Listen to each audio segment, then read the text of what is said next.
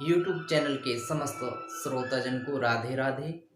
शास्त्र और प्रमाणित जानकारी को, तथ्यों को जानने के लिए यदि आपने YouTube चैनल को सब्सक्राइब नहीं किया तो प्लीज़ सब्सक्राइब करें, ताकि समय समय पर आपको शास्त्र और प्रमाणित जानकारी प्राप्त होती रहे।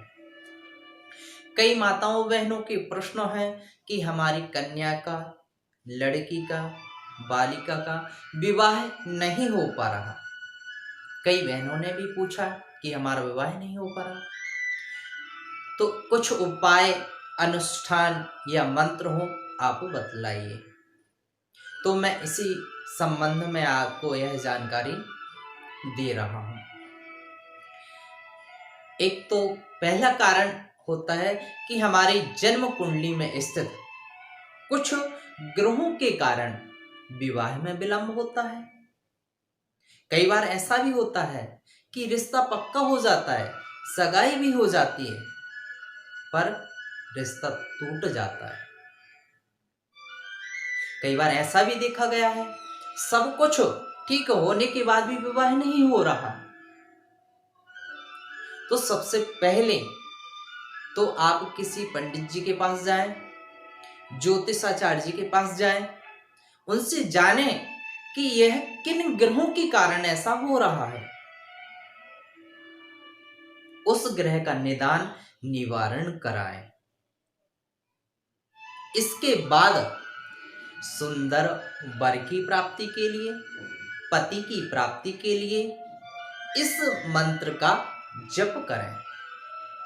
मंत्र इस प्रकार है: ओम कात्यायनी महामाये महायोगिन्यधीश्वरी नंद गोपसुते देवी पतिं मे कुरुते नमः।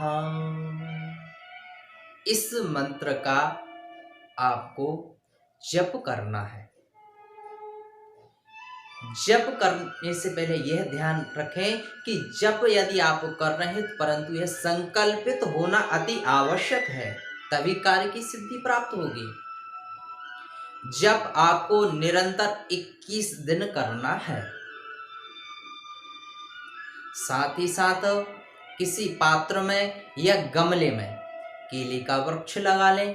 केले के वृक्ष लक्ष्मी नारायण का भी पूजन करना है। मां कात्यायनी का पूजन करना है। मां दुर्गा कात्यायनी के सामने घी का दीपक प्रज्वलित करें और इस मंत्र का आपको जप करना है। जप चंदन की माला से आप करें। पीले वस्त्र धारण करें। कई माताओं ने पूछा है, जैसे कि हम पूजन कर रहे हैं और बीच में यदि हम नहीं कर पा रहे, कन्याएं, बालिका नहीं कर पा रही, तो हम क्या वह हमारा अनुष्ठान सफल नहीं कहलाएगा? ऐसा नहीं। जैसे कि आप पूजन कर रहे हैं, आपके 10 दिन हो गए, हम किसी कारण पूजन नहीं कर पा रहे, राजस्व वाला हो गए, तो 5 दिन जैसे पूजन नहीं कर पा रहे, तो आप जो 5 दिन नहीं कर रहे उस समय मानसिक रूप से पूजन करिए, कोई दोष नहीं है। 5 दिन के बाद आप शुद्ध होकर के पुनः पूजन प्रारंभ करें। तो आपके जो 10 दिन हो चुके थे और 5 दिन के बाद जो आप पुनः पूजन प्रारंभ करेंगे, वह 11वां दिन कहलाएगा।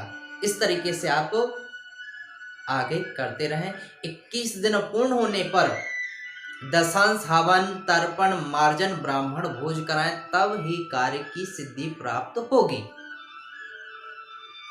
या किसी वेद पाठी ब्राह्मण के द्वारा यह कार्य संपन्न कराएं, वह तो श्रेष्ठ है। शुक्ल पक्ष में यह कार्य संपन्न करें तो अति श्रेष्ठ है। अपने पंडित जी के द्वारा शुभ मुहूर्त, शुभ दिन जान करके यह कार्य प्रारंभ करें। इस मंत्र का आप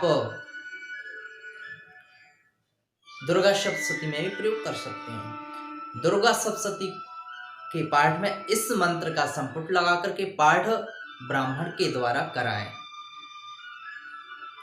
इस प्रकार से श्रद्धा, भक्ति, भाव, विश्वास के साथ यदि कार्य संपन्न किया जाता है तो निश्चित ही मनोरथ पूर्ण होते हैं, मां कात्यायनी की कृपा प्राप्त होती है।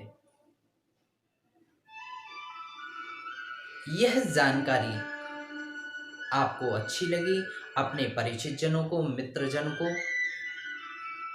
यह ज़्यादा से ज़्यादा शेयर करें और हमारे YouTube चैनल को लाइक, सब्सक्राइब करना ना भूलें। राधे राधे।